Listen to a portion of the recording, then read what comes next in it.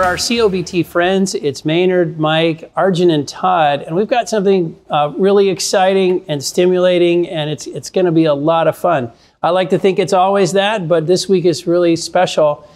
We've got two good friends with us, Gabe Collins and Steven Miles. They're both over at the Baker Institute at Rice. You might remember Gabe from before. We talked to him about Putin and Ukraine. Gabe has a phenomenal history. He grew up in Artesia, New Mexico, so he can speak Permian with the best of them. But in addition to speaking Permian, he speaks Russian and Chinese. He's a longtime scholar of energy. And with Steven, whose background was he was a longtime partner at Baker Botts, LNG, contracting, all sorts of international energy issues came up in his practice. He's now a scholar at the Baker Institute. The two of them have collaborated on a paper, which is phenomenal. It's not public yet, but they've given us a quick pre-read. It's called Eastern Promises or Energy Fantasies. Why is Europe not replacing Russian pipeline gas with long-term LNG contracts? As you will hear, once again, the Europeans, by many of their choices, are affecting a lot of the rest of the world, themselves first and foremost, but this big system we live in is very interconnected. Gabe, Steven, we're so glad to have you guys. Seriously, all four of us said we got to be on this show together because we're so drawn to these topics and all the issues you guys are addressing. It's an honor to be with you today. Well, it's quite fun, and we might get you to speak one of those three languages you speak today. Really rusty, you might not want it. That'll be awesome. Well, Mike, before we jump in, what would you tell us all about the markets and what you're seeing on the screen today? Yeah, Maynard, I'd probably want to talk about four areas today. One's going to be economic, the second's going to be commodity, the third's going to be the broader equity markets, and the fourth, energy equity happenings. First on the economic front, big week, and on Friday is when Chairman Powell is going to be basically at Jackson Hole. If you recall, last year at the same time, he had a speech there, lasted maybe 6 or 7 minutes, and the market plunged about 1,000 points in the Dow, 3.5% on the S&P, and it was because he said rates were going to be heading higher. And so I don't think we're going to basically see something like that occur this time, but obviously the questions are going to be how much longer rates going to stay at these levels and how much higher might we go. And remember, the 10-year right now is around 4.3%. Last year at this time was around 3%, so quite a bit away on the 10-year. The second thing we talk about is just the commodities. From a commodity standpoint, I think the key word is just churn. If you look at crude oil over the last, say, 2 or 3 weeks, we've been stuck at $80 a barrel. And the reason we've been stuck here is because guess what? OPEC supply cuts are working. The problem is just demand is the issue right now. People are concerned with what's going on in China. Economic stats there are not coming in well. And you're just seeing interest rates at 4.5, and the 2 years at 5%. What is that going to mean for the economy? So demand's starting to take a little bit over right now. And I think the other thing the market's trying to really think about is China's been in a growth phase for the last 30, 40 years. And I think people are starting to think, maybe China over the next 5, 6, 8, 10 years is not going to be in a growth phase. What does that mean for global commodities? I think that's a little bit too early to tell that, but that's something the market's worried about right now. Todd's going to talk a little bit about the LNG natural gas situation here, but what would I say on that front is Woodside Petroleum presented last night pretty decent results, and they're at the forefront of this labor strike that's going on, and they said that they're seeing constructive talks. But one thing I'd say about that is Woodside's probably the one LNG producer people don't know about. It's a big, big producer, so something to really keep an eye on. I think the third thing we want to talk about is just the broader equity markets. I think the big day is on Wednesday evening. That's when NVIDIA reports their results. And if you don't know NVIDIA, they're sort of the backbone of AI. Stocks up 200% year to date. Last quarter, their earnings, on a yearly basis, from then to now are up around 70%. That's literally unprecedented. And so that's really going to set off the tone for the broader equity markets here over the next 24 to 48 hours. And the last thing we really want to talk about is sort of energy equities. I think what we've seen over the last couple days or couple weeks has been a couple midstream deals. And I think the key to those deals was just corporate simplification is number one. And the second one is all about the molecules. And I mean all about the molecules being we want to control the molecule, be that CO2, NGL, oil, or natural gas, all the way from the burner tip, all the way to the final end user. And so that's been interesting. The second thing we want to talk about is sort of what's been going on here with E&Ps. We obviously saw yesterday Permian Resources is looking to buy out energy, or Earthstone Energy for around $4.5 billion. Couple things about that deal. It takes them to about a $10 billion market cap. You know, getting to $10 billion in market cap is key because it starts to get you included into more indices, and that's a good thing for multiple expansion. You know, but the second thing is that, you know, getting to $10 billion market cap mark starts to get generalist investors looking at you. So I think that's important. The second reason this is important is that this was a public-to-public deal, and it was done at a premium. The last public-to-public deal we saw done at a premium was Chevron buying PDC Energy, and that went pretty well. Over the last 2 days, Permian Resources is up around 5%. Earthstone Energy is up around 20%. So the market seems to like this deal. So bottom line, the question is are we going to see more public-to-public deals? We see mostly public and private deals. I don't know whether that's going to happen or not, but right now the reception's been pretty positive. So we'll just go ahead and hand it back to you. Awesome. Arjun, what would you throw in today? You know, Maynard, one of our key themes has been, in Super Spiked and here at Veridan, that the energy transition needs to transition, that it needs to go from one being dominated by European and U.S. discussion of what the world should be to recognizing that the 1.4 billion people in China, the 1.4 billion people in India, the 1.4 billion that comprise the 54 countries of Africa, and the other 1.4 billion kind of in the rest of Southeast Asia and a few other places, that they have a right to self-determination, that their energy needs are overwhelming, that they are using a fraction of the energy we do, and that some of these countries, I think China is an example, and perhaps India, probably do have a capability to, let's just say, go it alone without European in particular, but even U.S. either interference or influence to the extent they're not looking for it. That's not always true in some of the African countries. I think it can vary there, but is point one. I think point two is for those that are most passionate about the climate, who say, you know what, I do want fossil fuels to go away. One of the points we make is if you believe that, if that's your viewpoint, why wouldn't you want other countries' fossil fuels to go away first? So focus on countries that perhaps are less friendly, at least to America and Canada, some of the places in the Middle East, Russia as an example, and let's prioritize US and Canadian production. What I think is fascinating about our guests today, and we're going to get into it, I know you'll get into it with them, Maynard, is this idea that while we can say they should have self-determination, while we can prioritize their energy needs, that doesn't mean they're devoid of our policies, and it can have a negative impact on these countries. I know we're going to get into LNG contracting as one of those core topics, but to the extent an area like Europe decides they don't want to go into long-term contracts and simply soak up spot barrels, spot cargoes, that can have a very negative impact on the outlook for some of these Asian countries. And what do? They might turn back to coal. They might try other things. And I think it's being mindful that our focus on our policies can have, in some cases, a very negative impact on the rest of the world. I know we're going to get into that with our speakers, but I thought it was a really interesting and somewhat complementary but different perspective than I think some of the themes we've articulated in Super Spiked. It's complementary, but I really appreciated their unique take on this. Awesome. Well, around here, Todd, you probably spend the most time with LNG. Anything you'd throw in before we get started with the guys? Yeah, just a couple little things that I've noticed, one short term and one longer term. You know, I think everybody sort of assumes, okay, Europe made it through last winter, things are going fine. They've just hit 90% full on their storage, like 2 months ahead of time. You know, they're way more full than the U.S., and the U.S. is, I think, something like 400 or 450 BCF ahead of last year.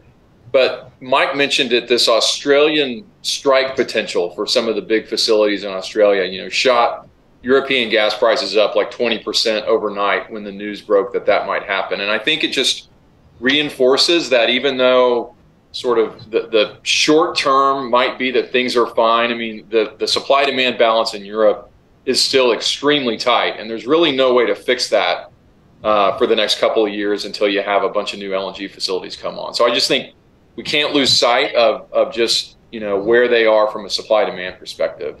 Longer term, and we'll probably touch on some of this in the discussion, is that, you know, the U.S. is going to become a much bigger and more important player in global LNG markets. Right now, the U.S. on average consumes something like 12 BCF a day on LNG exports out of about 100 BCF a day market. And that's a lot, you know, I mean, you're talking 10 to 15% depending on the day of overall production. But over the next few years, through like 2030, the U.S. is going to add a tremendous amount of liquefaction capacity. And depending on how much you think is going to come on, it could be an incremental 15 BCF a day of production, or of demand. So you're talking about adding another 15%, to basically U.S. demand in an environment that's a lot different than it has been over the last 15 years. If you think of, the changing demands of public investors, if you think of infrastructure constraints, if you just think of where we're at from a drilling inventory perspective, I just think it's something for us to watch. And then I think from an LNG perspective, if the U.S., consumes a lot more gas to export as LNG, at some point Henry Hub gets reset higher. And at some point that has a pretty big impact on the rest of the world's commodity pricing as well. And I don't know if we're talking about that enough. I mean, it's a long-term trend, but it's something that really bears thinking about, in the second half of this decade. So with that, I'll turn it back to you, Maynard, and those are the couple things on my mind. Well, awesome, guys. I thought it was poetic. This morning I got up and Cheniere and BASF had struck a deal where BASF was contracting with Cheniere for long-term supply of its own LNG. And it went right to the heart of, I think, what you guys, Steven and Gabe, are talking about, which is Europe as a continent has to think about its energy future, and the people who control that energy future and are going to affect everyone in Europe, and it's going to ripple from there, they have just chosen a path that is different than you might choose if you were a business or a country, separate from the EU. Talk to us about, you guys have been talking to European energy people. You've been studying all this data. Talk to us about the curiosity that led to this paper, just some of the big picture observations that you've got on European LNG and how it's affecting all of us. Well, I'd be inclined to let Steven start. I think the database of 600 or so transactions that we built, that's really the root of this paper, that at a fundamental level is his brainchild. So if he's amenable, I'll let him start and then I'll jump in from there. All right, Steven, we're going to you for the 600 contracts are now going to be summarized in the first 3 minutes. Well, curiosity is the right word. And I have to tell you, that is why I love working with Gabe and I love working at the Baker Institute. Some people ask me, why after 35, 36, 37 years practicing law did you decide to do this? And I say, because I get to be curious about life. I get to just dig into things that I want to dig into. And that's what happened, really.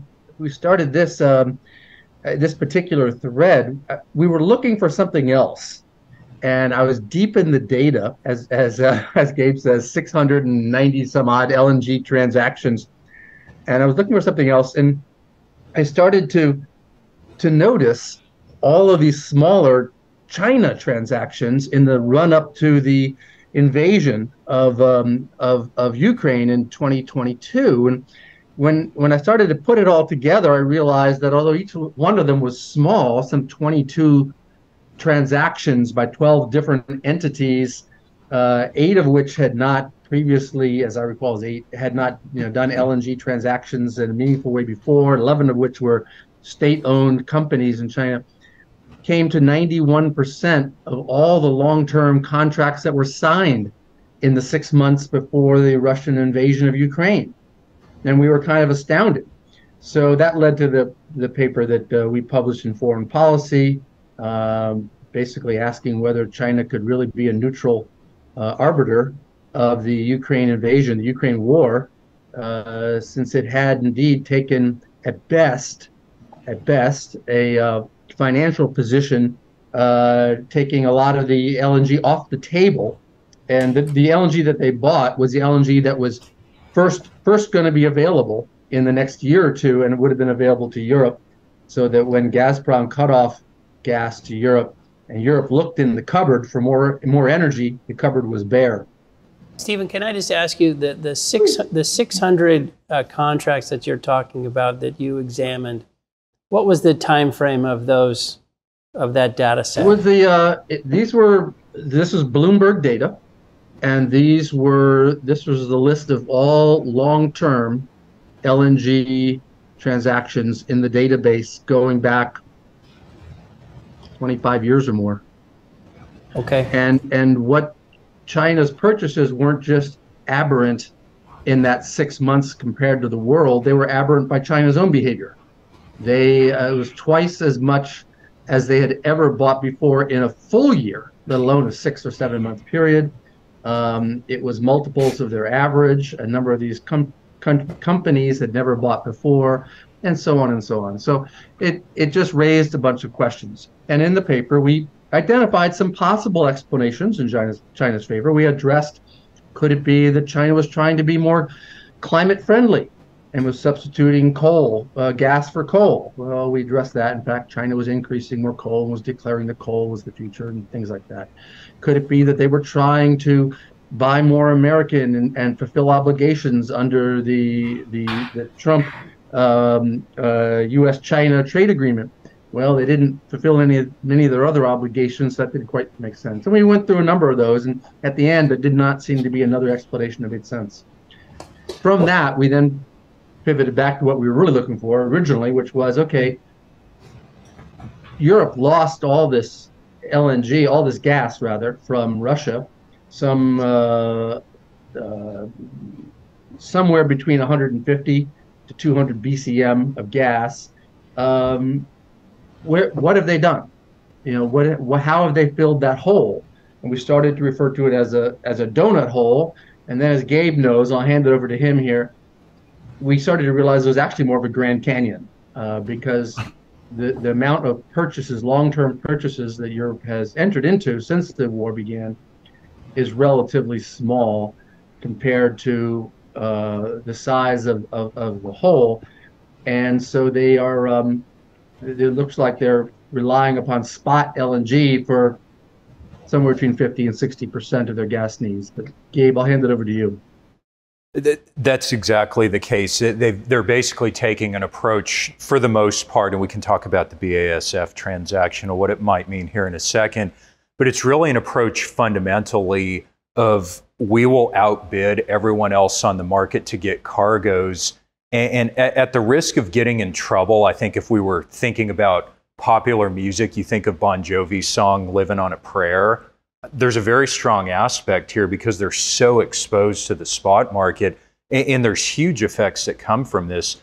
There's not just the effects on European consumers, be they residential, be they industrial parties, and we've already seen a lot of this start to play out.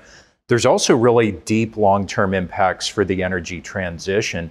Think about, for instance, if you're in charge of procuring gas and you're sitting in Pakistan, and before you had been thinking about a world where you have Henry Hub at $5 or $6, you have, some degree of tolling costs and everything else on top of that, but now you have a spot market that may sometimes be $50 in a given month, and you're thinking, okay, how do we get enough energy supply? And we've got a big coal deposit in the desert that we didn't really want to develop.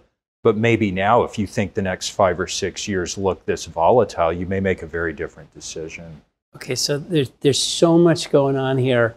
Let me grab one piece of it. So Europe in the you guys will help me with the right time frame and numbers, but in the 17, 18, 19, 20, 21 era, increasingly more and more Russian gas. You get up to like 40% of their gas needs are coming from Russia.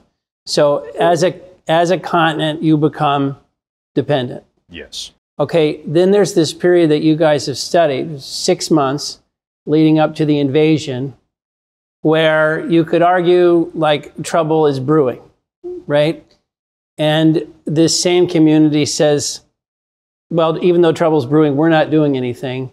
The Chinese, either because their Russian friends told them, or because they're just savvy, or because you guys will attach that foreign policy article, the Chinese start booking cargoes big time because they feel trouble brewing and they need all that LNG.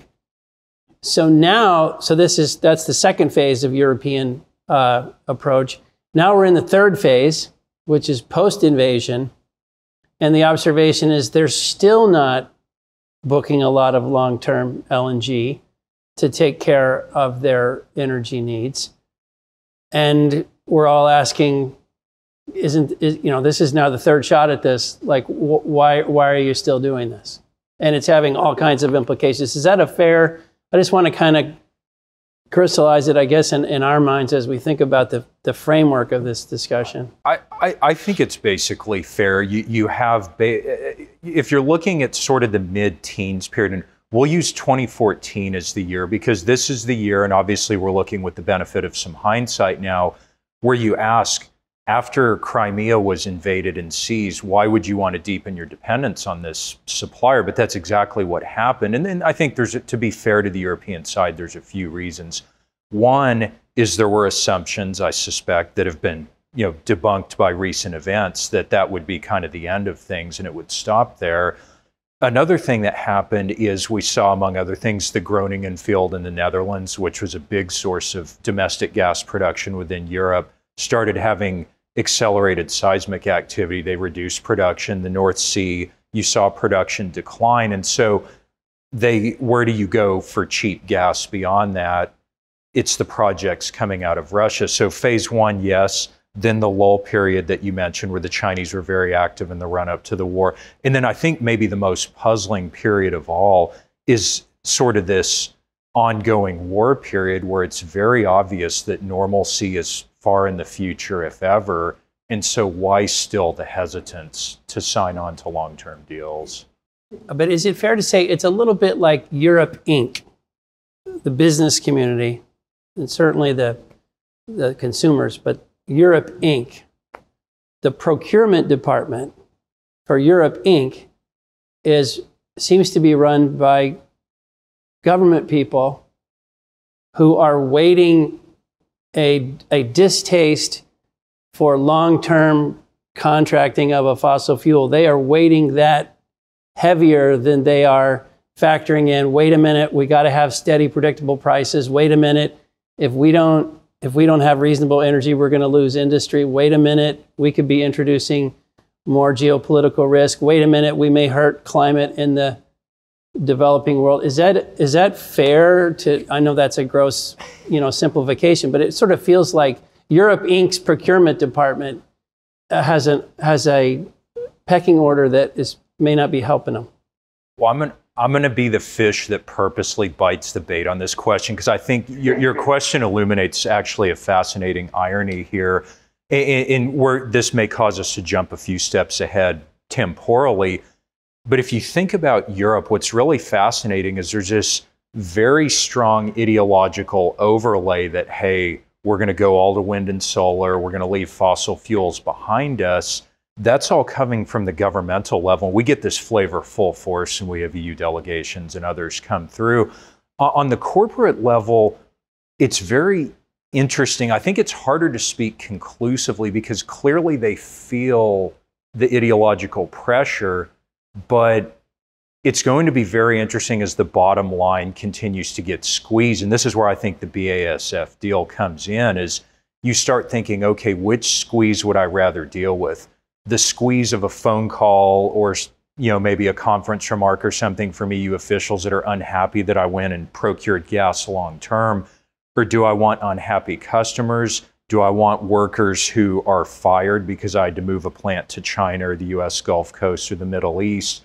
I think as we start, angry shareholders each quarter, as we start to see some of those pressures, I wouldn't be surprised to see more of these procurement deals. But what's fascinating is we can talk about Europe Inc., I think, as kind of a framework. It's one where I think in reality, these often will ultimately end up being commercial decisions. On the Chinese side, when you talk about the idea of China Inc., especially in a world where Xi Jinping is securitizing everything and energy's really high on that list, this one is very interesting because the reality is, at least from the trends we're seeing, is they're contracting substantially more LNG than they need in the foreseeable future. And so when you think about trading opportunities, you have this fascinating situation where you probably will see more and more cargoes that were technically procured and owned by a PRC entity being swung into Europe or other markets at very attractive margins. And, it basically turns into a great money-making opportunity for them. I'll just add, if I can, Maynard, that the paper we try to come at this without a predetermined outcome, and I'm not sure we even have a conclusion about exactly why this is. We come at this with the question of why is it. We examine 3 or 4 different possible answers. One of them is, the green dream, which you and Gabe have just addressed. And we look at, is that possible? Is that realistic? What would it take in terms of doubling the amount of wind farms, doubling the amount of solar, which is what you would need for the green dream to come to fruition within 10 years. Is that something they're on the path of doing? Is it realistic? How quickly could they get hydrogen in? Is that realistic? Germany's talking about 2035. What do you do in the meantime? So we examine that as a rationale, but we also examine 2 or 3 others. For example, one that's whispered about, not talked about very openly, is the concept that all wars end. This war will end. When this war ends, what facts will we know? We'll know that there is a hungry, poorer nation with a lot of gas supply to the east, and there's a wealthy, energy needy country to the west. And what are the odds they're going to patch the pipes up and sell gas? People who think the odds are pretty darn good. And if you think that may happen, and you don't know when, and you don't know under what terms the war would end, but if you think that might happen sometime sooner than 10 years from now, maybe you don't want to go along with other long-term contracts. And a corollary or an ancillary part of that argument is, well, and maybe you would tack on a sort of an Iraq oil for food program, trust fund surcharge onto Russian gas in that scenario, in that world, that went to rebuilding Ukraine. And we examined that. How much would that take? Is that realistic? Well, no, it looks like, based on the numbers we have, you can't get there from here. You can't rebuild Ukraine based upon any kind of realistic surcharge on Russian gas post-war. And what's the likelihood you'd have such a clean end of the war that you'd be able to do that?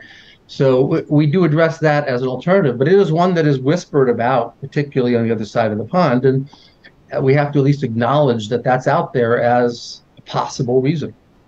The 3 things you guys throw out in your paper, when we're, again, the question is, why aren't the Europeans contracting long-term for gas? Well, one reason is they don't have to, because they can just go into the spot market and outbid people. So we don't need to worry. That's one. We'll talk more about the problems with that.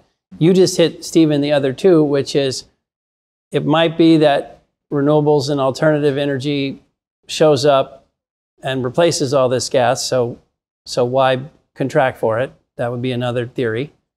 And then the third one is that the Russian war is going to end and you can get your gas from Russia again. So these are the 3 theories you guys explore in the paper. Mike, why don't I turn to you? What's on your mind as you listen to all this and think about the paper, which is really quite good, guys. We really enjoyed reading it. It kind of reminds me of my portfolio. When I when I have a loser in my portfolio and I don't want to get rid of it because I'm going to be right on that thing. This sounds like Europe, right? And eventually you capitulate, right? And so it feels that way a little bit to me.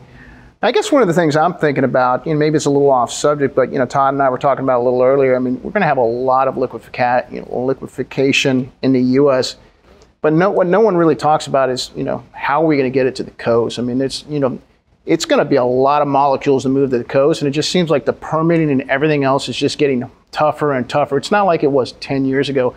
How do you guys think about that from the standpoint of, are we really going to be able to have that much capacity to really export?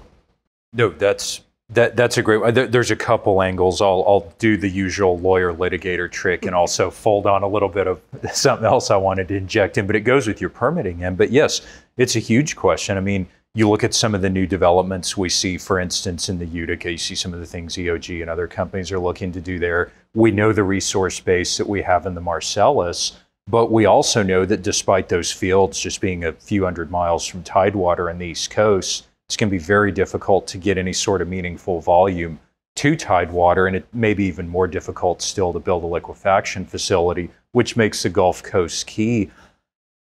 The question you're raising, I mean, part of me can't help but wonder if price as one of the arbiters, where if we continue to see this tightness and pull, even if you can't get a pipeline to the East Coast on the shortest route, you may find more permissive states southbound, and we'll see some of the lines that we already have in place that bring Marcellus gas down toward this part of the world, see a real expansion there.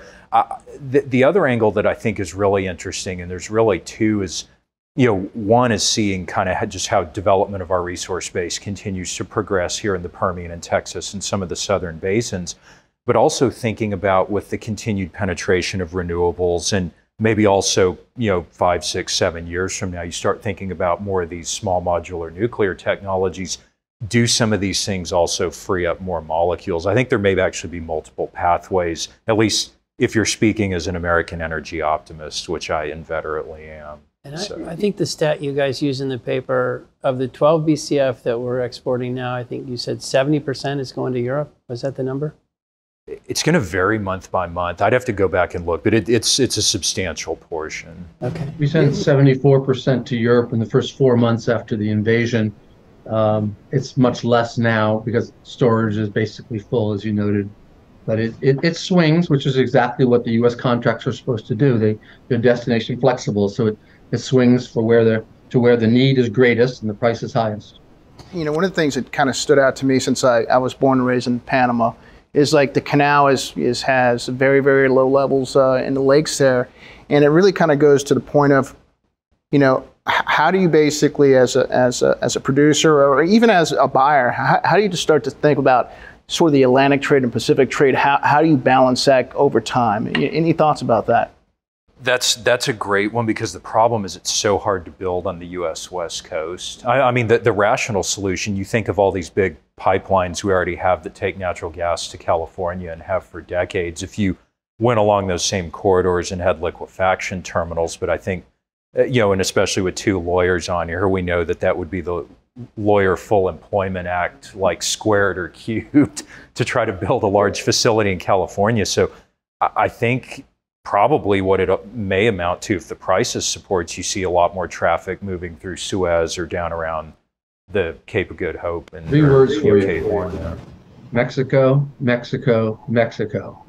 The LNG industry is working itself around the pipeline shortage. It's working itself around the canal issue. The number of LNG trains being built in Mexico is phenomenal. It's really impressive, and they're coming with U.S. gas, mostly from the Permian. So we've just figured out, we'll just pipe that Permian gas straight south. We don't have to worry about getting all the other pipelines built that we want from the Marcellus and everywhere else down to Louisiana and East Texas. We'll just build these things and down on the Sonoran coast and take it straight to Asia. And these projects are well underway. Arjun, I was thinking as we turn to you, there's an amazing statistic in the paper, which is you guys talk about the European shortage, like what they now have to make up. It's equal to the amount of gas Bangladesh, Indonesia, Pakistan, and Vietnam combined use annually. It's 1.5 times larger than India's entire use in a year.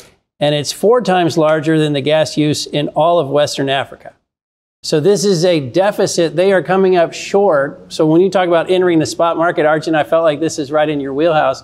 When they come up short and lean into the market, these are the types of quantities we're talking about.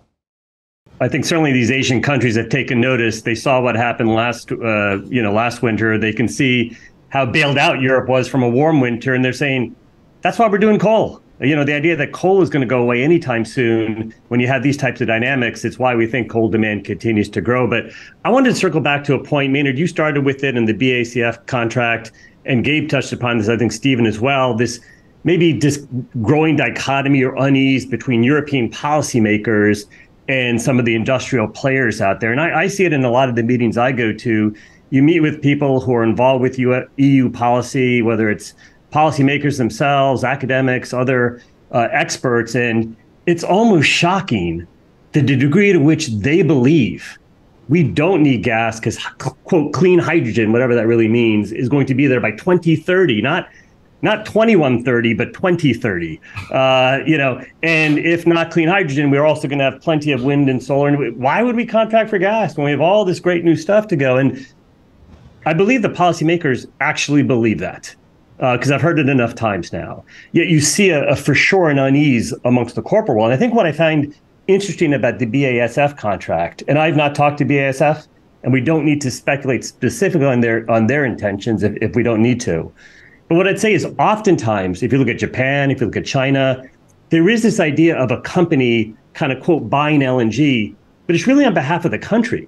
So it is in close collaboration when a Japanese power company might purchase LNG into Japan, you get the infrastructure. It's about meeting the country's energy needs. You see that with China as well.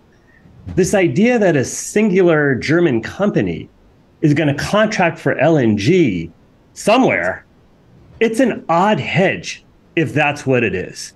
So again, if you look at the American example, I understand how a petrochemical company in the U.S. Gulf Coast may say, hey, there's all this cheap feedstock. Let's secure that cheap feedstock and build petrochemical plants or refineries or what have you in the U.S. Gulf Coast. That's sort of how we do it. LNG to me, contract LNG to me is not a hedge. It's something you'd buy for a hedge as a petrochemical company. So I'm curious how you see things evolving with the European industrial base. To me, it's got some real risk to it of going away. And I don't know if this is a cry for help. And again, we don't have to talk about BASF specifically if you prefer not to, but how do you see this playing out? And I just don't get how LNG is a hedge for the challenges they're going to face if that's in fact what's happening here. That's a very fair point. I'm not sure if it's the hedge. I guess the way I was trained in my prior life is when you're looking at these commodity markets, you're always looking for anomalies and you're looking for things that'll signal a change in direction or a fork in the road. This type of transaction, I mean, I don't necessarily want to apply that kind of import to it just quite yet, but if we saw another one or two of these, I would start thinking that basically you've reached a pain point where companies in Europe that need energy realize they are truly in an existential situation. And I think if you see more than a few of these, especially if you don't see a big outcry from the political class in Europe, is it may also indicate that there's increasingly a quiet acceptance that what the answer to gas demand will be if they're seeking these 2030 targets is not going to be through a massive flow of green H2 molecules coming online. It'll be just sheer destruction of demand and loss of industrial base. And, some of our interactions, I think at the policy level, my own feeling is that reality has not been internalized yet, but maybe this is sort of a first green shoot there suggesting that there's a new season coming, and we'll have to see. I think on the other part that Maynard had mentioned is when you look at just how many multiples of current Asian demand the shortfall basically is in Europe. I think I've been of the view and been pretty skeptical that the Asian countries were going to be using LNG to displace coal. I think irrespective of what is going on with Europe, if you've got a growing economy, you're going to pick a domestic resource. You're going to pick something that's 24/7, 365. You're not going to pay world equivalent oil prices. I did think there was a role, though, for LNG to meet the extra power demand growth that comes, perhaps to displace residual fuel oil or diesel fuel and these other things. And I am curious how you see Asia kind of replacing what would have been some opportunity for LNG growth. I'm talking really about the developing countries, Bangladesh, Pakistan, and so forth. We know coal is part of the answer. I'm curious if you have views on how else that gap will be filled, because in all likelihood, Europe will be paying a lot for this LNG, and I don't think a Pakistan can compete with that. I think this brings us all the way back 360 degrees to where we started, which is very helpful. We talked a little bit about Pakistan and Bangladesh. So because Europe, the problem with Pakistan and Bangladesh specifically is they built LNG terminals, they wanted to get gas, they got priced out of the market. They can't get gas, either because the price is too high or because they don't have the credit support. Bottom line is they're being outbid by the two great energy buyer blocks in the world now, the EU and Asia, JKM, basically. And they simply can't compete. And so they are now turning back to coal, both of them. Pakistan, the headline, quadrupling their coal, basically mothballing their LNG, lack of a better term. Bangladesh, something very similar. What's happened because Europe, this is the knock-on effect of Europe not making long-term commitments for LNG and saying, we'll just outbid everyone in the spot market. Not only in the short term do they outbid Pakistan and Bangladesh and everybody else who isn't named Japan and Korea, but because they're not putting that capital to work in long-term contracts, new projects aren't getting launched. And because new projects can't get launched without long-term contracts, supply isn't growing. So we just have a vibrant secondary market that's spinning its wheels, but we're not growing supply like we otherwise would be if Europe were buying somewhat more than it currently is, long-term capacity, which you would think would then bring down prices and allow third world countries to be able to compete for supply. And there's another interesting angle to this. I love the point that Steven's making is you think about the supply side and the impacts it has if you're not getting the underwriting from these long-term contracts. And you look at who's procuring LNG from which suppliers. And one of the things that really jumps out when you go through this contracts database we have is basically when you look at all these US projects, you really have three off-takers. You have a tiny sliver that are from Europe, and then you have two really big slices of the pie. One are the buyers from Asia, the longer term utilities and so forth. But then the other are the portfolio buyers. And what you kind of wonder is if one sub-theme that we may see is projects elsewhere in the world, if you're thinking about the Mozambiques, the Tanzanias, even the Qatar type projects in many ways that want to be underpinned by a 20 or 25-year contract may struggle disproportionately more. And you'll see some of the more trader and portfolio-oriented projects still come out of the United States for a number of structural reasons. And so, again, it's early days with some of these things, but the effects are profound and global. Even if you're sitting in Brussels and you think you're doing something that affects you and your direct constituents, you're part of a big global pool, and everything you do sends ripples that are sometimes very big and will rebound many times through. I kind of wanted to touch on that last point. You mentioned the Qataris and that other big source of supply, and I want to bring together something, Gabe, that you said, and then something, Steven, that you said earlier. You're going to have this really big build out of U.S. liquefaction capacity. The Qataris are building a lot right now. And then it's interesting to think if the Europeans sort of adopt the same come what may attitude, and there's a resolution in Ukraine, and all of a sudden they have access to a bunch of Russian supplies again, the world could end up in a pretty interesting spot in terms of availability of supply, and you could end up a little longer than people expect. So I guess my question for you is, what do you see the likelihood is that the Europeans do go back to the same attitude that they had before? I mean, you point out in your paper that this is not a new thing for Russia to be aggressive with countries on their periphery. This has been going on for centuries, and the Europeans still pretty much 100% got in bed with that as a source of supply. I mean, how do you see that playing out? Because there is a world where we could go from the world being pretty tight to the world being awash in supply, at least for some shorter period of time. I don't know if y'all had any thoughts on that longer term. One of the things that I think will be really interesting to watch is, whether we're talking 12 months now or 24 or 36, whatever time frame it ends up being, at some point there will hopefully at least be a pause in the violence, and some of these things that we're discussing now in a more hypothetical way start to become more real. I think one of the very interesting things is, it does seem like certain parties in Europe would partially want to veil this, maybe greenwash this resumption of Russian gas supply, and by framing it in terms of, hey, this will help pay for Ukraine's reconstruction. The reality when we look at it is, unless you want to just price this gas into absolutely stratospheric levels, you're probably talking somewhere in the single-digit billions per year that you could raise. You look at some of the different credible estimates of the damage the Russians have done in Ukraine. By this point, it's probably north of $500 billion. And so you ask, if you have folks sitting in Ukraine and Poland and elsewhere that in various ways will have a significant vote over resumption of transit through these corridors, how they're going to react when somebody in Western Europe says, yay, we want the gas because it's going to help fund your rebuilding. And then they look at it and they're like, no, it'll fund your reindustrialization.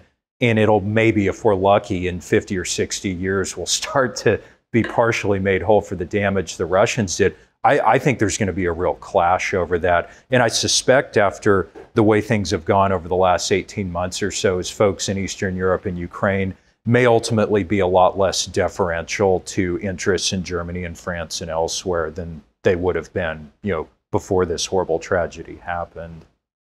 So one thing, as we listen to you guys, and you're obviously talking about Europe, but there are a couple of things that stick out that we kind of wonder about as we've looked at other places, particularly the US.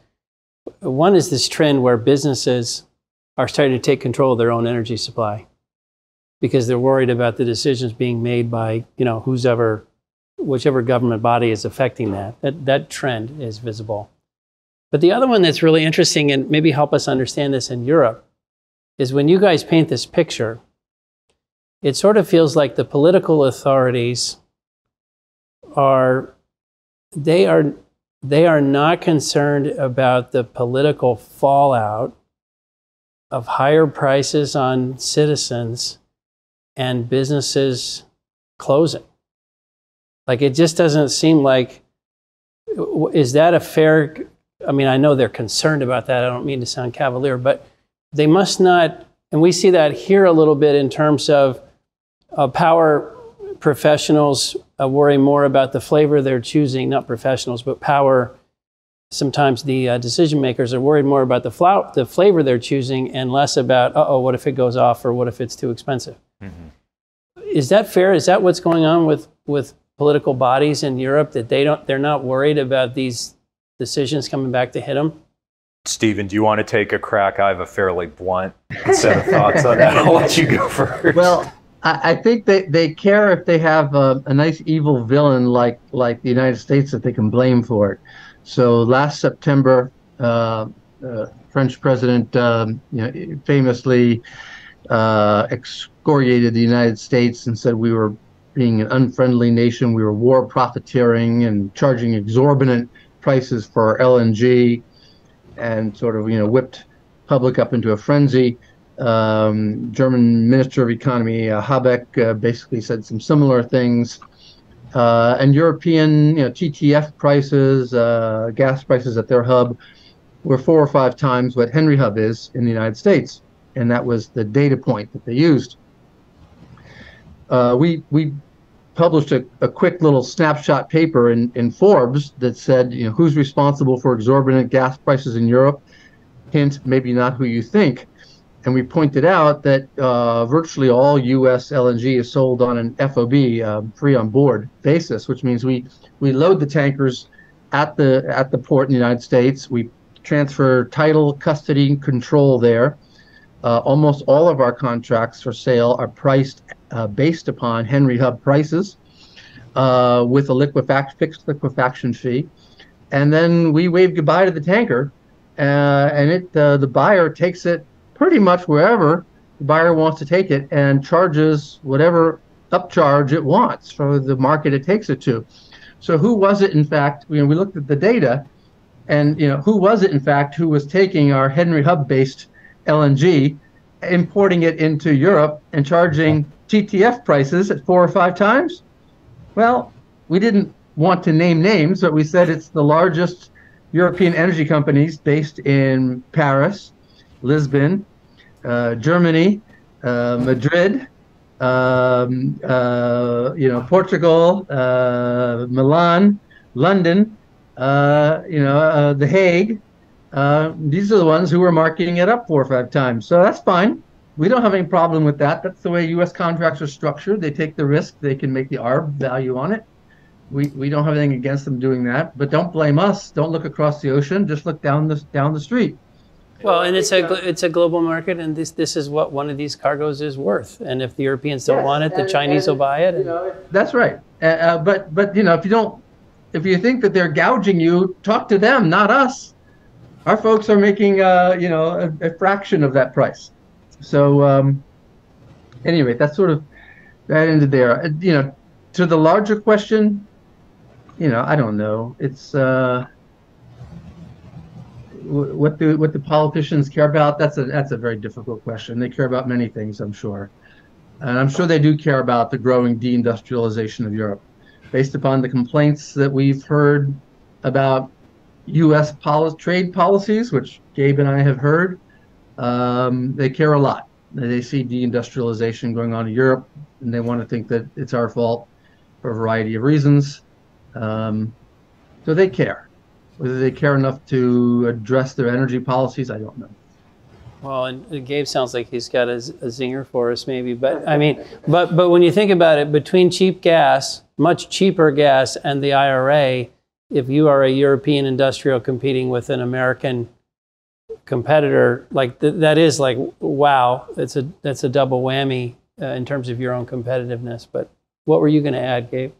I mean, and I agree with what Steven's saying. I think this isn't just a uniquely European phenomenon. I think we frankly see this in the United States from time to time as well. In the European context, I guess I'd call it the Brussels bubble. You may have reports brought to you that say, hey, we have factories in the Ruhr Valley or some other industrial area that are suffering.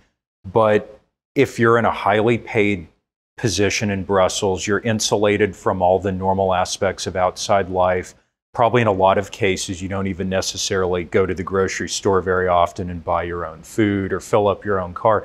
You may actually be so disconnected from these things that they're basically academic and theoretical to you, but they're visceral to your constituents. And anytime you have a situation like that, you will often get troubled policy that results.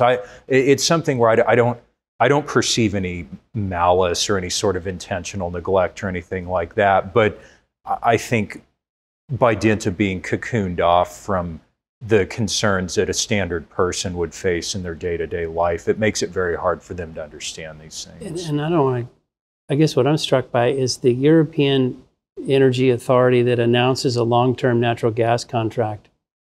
They somehow worry about that, right? They don't want to make that announcement, if I understand this correctly, for various reasons. But they are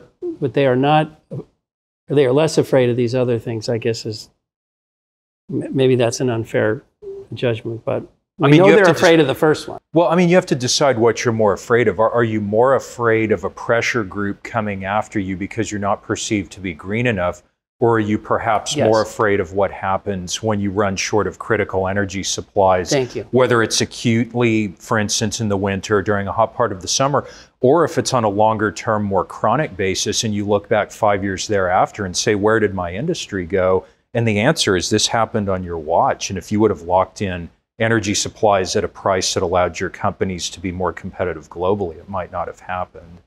Yeah, I mean, one of the issues that we're seeing in the last 12, 18 months, especially with LNG really growing quite dramatically, is just how the producers are thinking about their strategies going forward, be it Permian oily companies that have associated gas, or just Marcellus and Haynesville guys, taking equity stakes in these liquefaction facilities, or just tolling arrangements.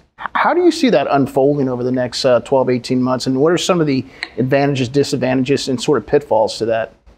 Well, I think it's an exciting step that the upstream producers are taking.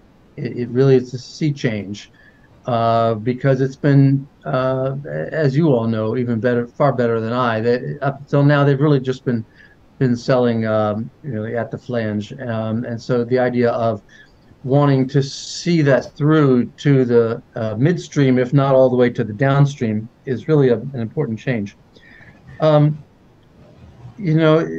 Whether it makes sense for them to be tollers or ultimate sellers, these ultimately are risk reward questions and capital requirement questions, right? If you're going to be if you're going to buy tolling capacity or take equity, you've got to, you have to back that up with some capital, a fairly large, slug of capital. And so that's one question about, whether or not that particular upstream producer wants to do that.